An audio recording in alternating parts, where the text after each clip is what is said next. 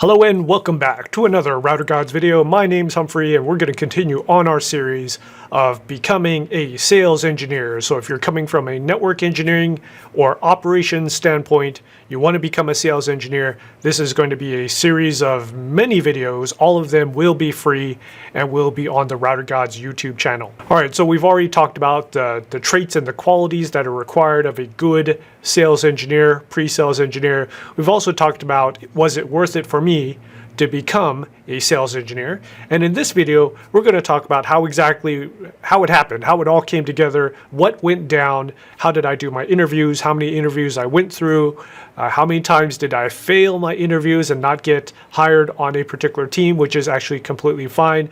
We'll also talk about I'll give you some tips on meeting people that will help you on your journey to becoming a SE, a sales engineer.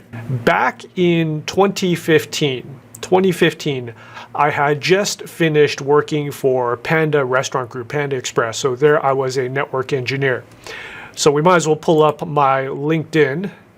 Here we go. This is my LinkedIn. Apparently I'm still living in Phoenix, Arizona. I need to update that to show that I'm currently in Singapore, but I guess I'll just do that a little bit later. So as we just scroll down, we'll get to Panda. So I ended up at Panda. So I was working there for a couple of years and they're very good to me. I was working as a contractor. And if you don't know what a contractor is I'm working on specific projects. I'm not on the actual HR budget. I'm on a project budget. And pay was pretty good, but you don't get any benefits, right? And what I was doing is I was a direct contractor. So I met with them, they liked me, I liked them, and instead of working through a company, I just, billed them directly and they gave me a check. So it kind of worked out. So working there for a couple of years, and then I ended in January 2015. Flew out to Asia, had several months vacation, fun, reading, studying, all that good stuff. And then I came back to the US around in the June timeframe. I think it was May or June. So obviously not working for anyone, unemployed, right? Still had decent money in the bank saved up.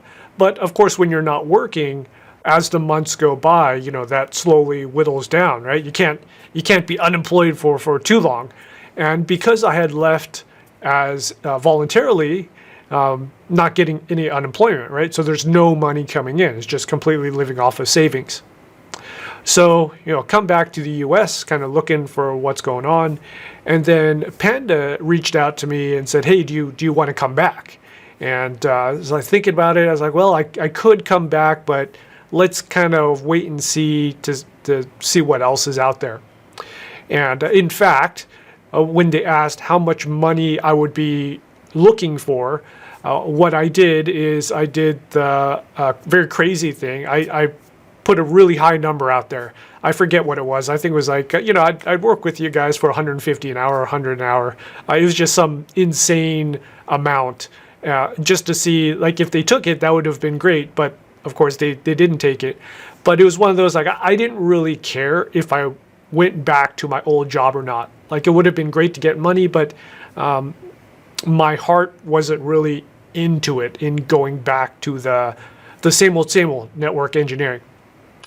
Also, at the same time, I was still running Router Gods. So Router Gods is the world's largest, or one of the largest, networking groups for Cisco networking. We have people studying Palo Alto. We're vendor neutral, so Cisco, Palo Alto, Juniper, it doesn't matter. And we have both the YouTube channel, which you're watching right now, youtube.com/routergods. But we also have a meetup group, along with one of the world's busiest chat rooms. We run it in River, R-Y-V-E-R, or some people call it River. I still don't know exactly how to pronounce it. But we have 2,000 people in that chat room making thousands of messages per day. So it's all free. I don't charge any money for it. In fact, I eat all the costs for the River channel. It's like $800 a year. The domain names aren't that much, but there is significant, well, not that significant, but there's a decent amount of costs involved, and I just take it all. We also use Zoom for teleconferencing, and that's like $150 a year. So I've been running that since January 2009. So at 2015, I'm still running it. All right, so June comes along, I fly back to the U.S., and then kind of looking around, see what's going on. Now, May and June of every year, May, June, August, in the summer, there is always Cisco Live in the United States. And that year, Cisco Live was in San Diego. So Cisco Live 2015, San Diego. And let's see if we pull up some pictures of it. Yeah, there you go. So it was at the San Diego Convention Center, the same convention center that Comic-Con is held at. And so remember, I'm unemployed. Money is getting a little tight. So I'm looking at Cisco Live, like, do I really want to go? Because I have to drive down there. And this is literally, I'm doing this the night before Cisco Live is starting. Do I drive down there? I need to find a hotel. And of course, trying to find a hotel in a convention city the day before a convention, not a good idea. So looking through hotels, man, it's going to be expensive. So I found a cheapo hotel. I think it was a Motel 6, honestly. And I found a cheapo hotel, not in San Diego, but I had to go all the way to National City. And National Cities, you go past San Diego towards the border, and I think it's another 20, 30 minutes or so. So get my hotel, I drive down there the night before, and I'm just, I did the cheapo pass, which at that time is either $100 or was free, right? So I'm not even paying for the convention. And let's just check it out. Now, there was no intention at all to apply for any jobs. None, zero, right? I'm just going there because I have nothing else to do. So I go down to San Diego, check into my hotel. Next day, of course, wake up, head in, get my badge, all that stuff. And I run into my old Cisco account manager, Carla. Right? So just ran into her on the show floor. She remembered me. And, one tip, if you're trying to become a sales engineer for any company, get to know your account manager. Because there's going to be conventions coming up, and they could show you around, and they can introduce you to people. So Carla said, there's parties tonight. I can get you in. I got hookups and stuff like that, and that is true. A Cisco account manager is very, very good at getting you into parties, right? I'm not much of a party guy, especially back then, but sure, why not? I got nothing else to do, right? So okay, cool. Visit a couple things, meet up with a couple other Router Gods members, and then at night, start doing the bar hopping and the party hopping. If you've never done Cisco Live parties before, here's what happens, right? You got vendor parties, you got partner parties, you got Cisco parties, you got parties, overlapping parties, right? So in San Diego, we were just like zipping around Gaslamp, just going everywhere. Pretty cool, right? And I think this was maybe 4 parties in, 5 parties. I don't remember. Like the night was a blur. And okay, we get to a party that's run by a partner, a big partner in Southern California, based out of Ontario, California. They have since been bought out by someone else. Well, we go to this vendor party, right? I don't really know too many people there other than Carla, and then just kind of mixing it up, and somehow I end up in a group that was out of the Cisco Irvine office, so Irvine, Southern California. Just start talking, and one of the guys I'm talking to, Agul, he mentions to me that he's currently leaving his position. He's promoting into another spot.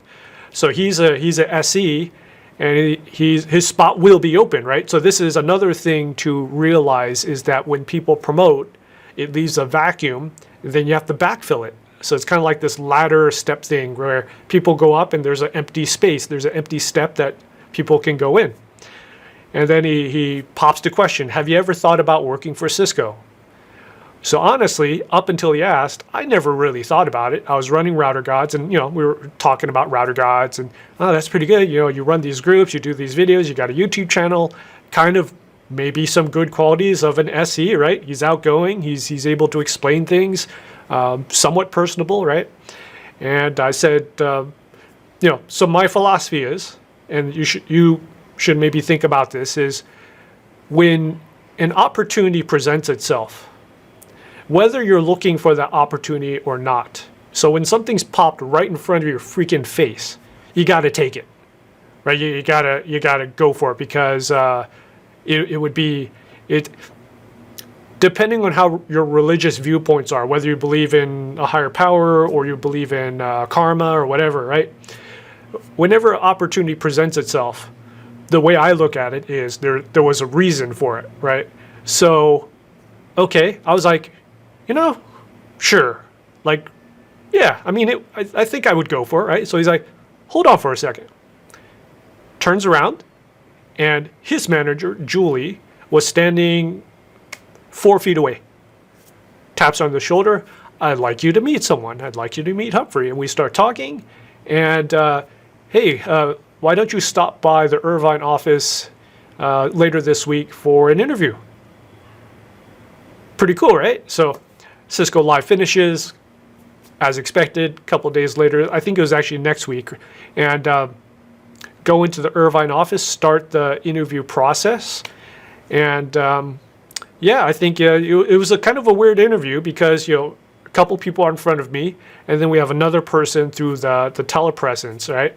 And so it's always weird when you have a mix of people in front and through telepresence. How do you focus your time and all that stuff? And of course, wear the suit and tie and all that stuff. I still remember I was using a cheater tie that I got from Thailand, and a cheater tie is the knot is already done. You just zip it up. I mean, it looks the same. You can't really tell, right? But it's I hate doing tie knots. So, yeah, just using the cheater tie. And actually, those cheater ties have served me very well. So I will always keep them. Like $4 each at the Jatu Jock Market. Okay, so I go in for an interview. I thought I did well, right? And stupid me, I brought in 2 laptops just in case. Like, I didn't know if I had to demo anything or do any command line. That seemed to impress them. Like, dude, you brought a laptop and a backup laptop? Well, yeah, just in case it dies. So it turns out that I didn't make it, right? I didn't make it. So, it was a group interview, and I guess one person turned me down, which is fine, right? That stuff happens. So a couple weeks goes by, and I was like, well, that was kind of it. It was a nice try, and it didn't make it. Now, if we go back to the Word document here, so meeting people, right? Meet your account manager. Go to Cisco Live, talk with people, meet with people, interviewing, right? I was prepared for the interview, but one person didn't like me, and that's completely fine, right? So that was a failure. Didn't make it. Interviewing again. So what happened? Well, a Router Gods member, and so this is where Router Gods comes into play, right? We've got lots of members who are working at Cisco, lots of members working for other companies. They're like, we heard you interviewed in Irvine, didn't make it. There is a spot open in my team in Glendale, California. So Glendale is just northeast of Los Angeles. So it's like, okay, well, throw in my resume. Let's do this. Let's get the ball going. So if you don't make it into a company with one team, as long as you do well, your name is in the system. You've been interviewed, right? So your name's in the system. It actually becomes much easier for another team to interview you. In fact, a lot of times what happens is you're interviewing a spot, and if it's an internal transfer also going for it, and you're coming from the outside, 99.99999% of the time you will not make it, right? Unless the internal transfer is just a punk, right? But most of the time, internal will always win against external. So it may not be your fault. You could do everything right. You can interview very well. Your resume's up to par. You do everything right, but you still don't make it. So that is never take that as a reflection upon you. Right? Circumstances might have been out of your control. Okay, so I interview in Southern California with another team at Glendale. First interview was a group interview. Technical seemed to go well. They're hitting me from all sides. they asked me kind of interesting questions, some technical questions as well. And then one guy asked a voice over IP question because he's a voice over IP god. And I don't know shit about voice over IP. And I forgot what my actual answer was. But apparently someone told me afterwards, is like, you ninja dodged that question. And there was no follow-up. So I guess I dodged it so well, they were just like, whoa, okay, cool. So apparently I did well on that. And then there were a couple more interviews, and then something interesting happened. They never, for a couple weeks afterwards, nothing. I got 0. Did my follow-up, thank you very much, and nothing happened, right? So I thought, well, crap, right? Someone beat me out. And in fact, it turned out that there were multiple people going for the role, and a guy was already, I think, a SC for a big-name company, and I think they were probably scoring him higher than I was. But fortuitously, what happened was, in the middle of the process, they were interested in him. He takes another job. He takes a job with another company. And so, last man standing, it's me, right? So then they call me up and they're like, hey, we want you to come in to meet the regional manager. He's a sales guy, and that's kind of like one of the last steps you have. So it's like, all right, So, well, we set up the time, and then I basically say, I'll meet you at your office, whatever time is convenient. And here goes the story that not many people hear. So I knew that when you're going to meet with the sales guy, it's a different motion. He's going to look at your personality. He's going to look at your energy. So I didn't want to be low energy. So I drink a couple Red Bulls. Like I think I drank 2 Red Bulls before the drive over. And the feeling would be the caffeine would hit me as I would get the interview started. So I'm driving from San Bernardino County to Glendale, California, which normally takes an hour, no traffic. I hit freaking traffic, right? So I hit traffic, and now the caffeine's hitting me in the middle of traffic, and I'm just going bonkers. And then I get there, I think I get into the parking lot 5 minutes before. It's an underground parking lot. So now I'm just running through the parking lot trying to, because, I don't want to be late here. So I'm running through the parking lot, and the elevator is about to close going up. Right? It's the doors are closing in. I shove my arm into the open slot. I'm just hoping, I hope my arm doesn't get amputated. And so there's people in this elevator. So what they saw, they thought the elevator doors were closing, and then the suit arm just came through, and I just forced the doors open. Well, honestly, the sensor probably stopped, but basically, the motion was I forced the door open. I just went in there and made it up to the room and checked in with the lobby ambassador, like right on the dot, like right when the time hit. I forget what it is. I think it was like 2 p.m., 3 p.m., something like that. So I just hit it right there. And now I'm like, sweating and amped up because all the caffeine's in my system. And I meet with the guy, and apparently it worked, right? I wish there was a recording of my interview that day, because I must have been bouncing off the freaking wall. I don't know what he thought of me, but apparently I passed. And then, offers, coming in, hiring and all that. And also another interesting story is you have to go through a background check with Cisco, and it's done through HireRight.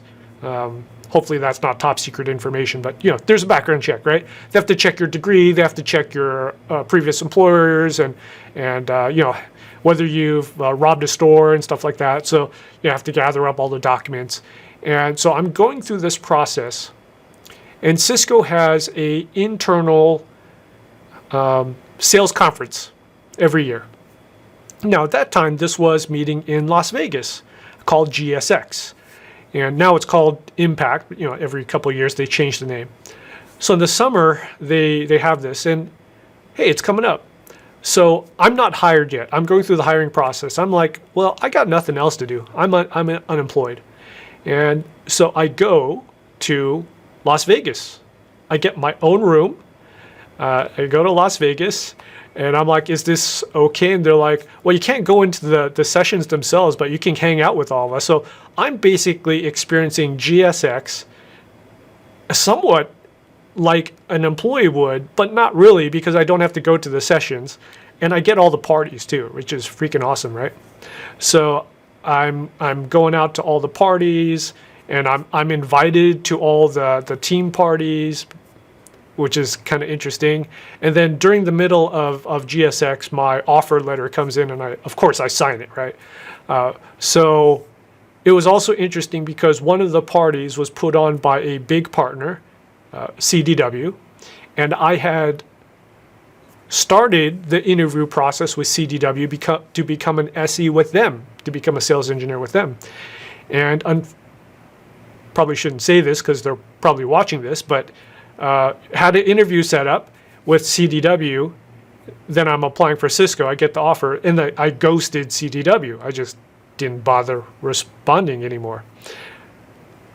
Well, guess what? One of the parties at GSX was CDW. And they had rented there's a big Ferris wheel in Las Vegas. And you can rent a slot. You can rent a cabin of the Ferris wheel and you get alcohol. Well, I'm going with a buddy, and we go into the bottom floor, and there's the person handing out the tickets to go into the cabin. He works for CDW. Guess who it was? It was the same guy I was talking to to get my interview set up for CDW. And he basically said, just take the damn ticket, get up there, have a good time. So we're in the CDW cabin having a good time. But that is the story of how I got into Cisco, and a crazy journey. And yes, it was luck going to Cisco Live. Yes, it just happened to be luck that I'm talking to the right person. But when you think about it, luck happens because you gave yourself the opportunity. It was all set up for you. Luck never happens in a vacuum. I had to go to Cisco Live. I had to make friends through Router Gods. I had to help people through the YouTube channel. So all the things you've done, or all the things I've done as well, lead you up to quote unquote luck, right? But luck happens, fortune favors the bold, right? You have to take that step to go forward, and then the luck happens. So hopefully that gives you some inspiration of how to get into your dream job. I'm still here 5.5 years later, so life has been good, and it's been a great ride so far. So yeah, always leverage people. Couple tips for you: talk with your Cisco team, talk with your whatever company you want to go to, whether or not it's Cisco, Palo Alto, Juniper, whatever. I hope you get in, right? Go for your dream job.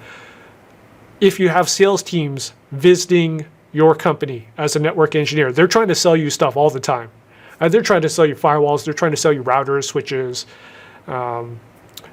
SIG, secure internet gateway, HyperFlex, right?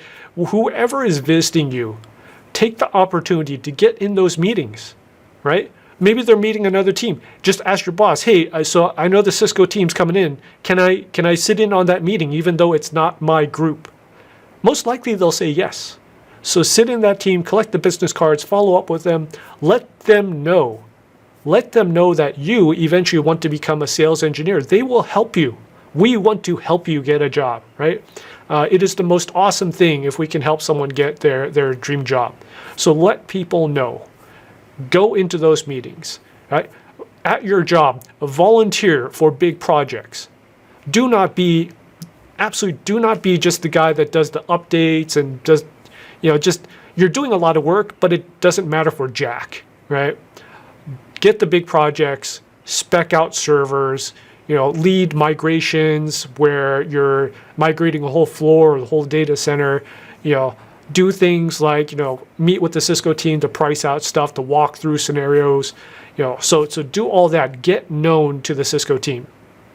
or whatever company you want to go for.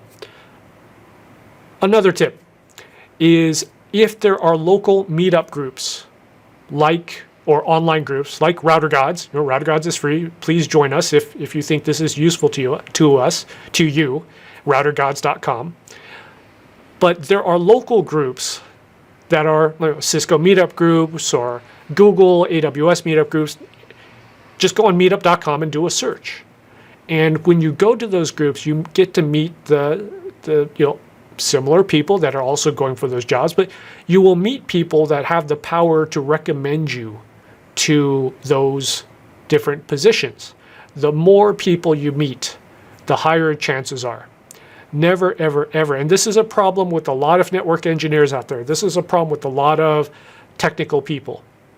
You guys and gals, the vast majority of you think that if you have a degree and if you have a high enough certification like CCNP and CCIE, that will be the ticket that will automatically get you into a great job. That is not the case. You need to know people. You need to meet people. People, as you go along further in your career, and as you go for higher money, so higher than $100,000 a year, people become more important than your certs and your technical ability. That's taken for granted. It's taken for granted that you have the certs and your technical ability. You need to know people, and people need to vouch for you. People need to say, I know Humphrey. Humphrey's a great guy. And when enough people and when the right level people say that, it's checkbox, done, right? Let's get them in. Let's talk to them, right? So those are my tips for you. Meet people, go to meetups, let them know that you're interested, and things will happen. All right, so this was a little bit longer than usual. I'm looking at the clock here, coming up on 27 minutes. Hopefully it's useful to you. If you have any questions, as always, put it in the comments and I will get to them. We still have many more videos on how to become a sales engineer. Once again, this is all going to be free for you. There's no ads. Well, if you see an ad, it's Google, YouTube running it. I'm not making any money off of it. So if you like it, if it's useful to you, thumbs up. If you get hired because of some of the advice that I've given to you, hey, please feel free to put in the comments that this helped you and got you hired. All right, thanks for watching. Stay safe wherever you are, and I'll see you on the next video.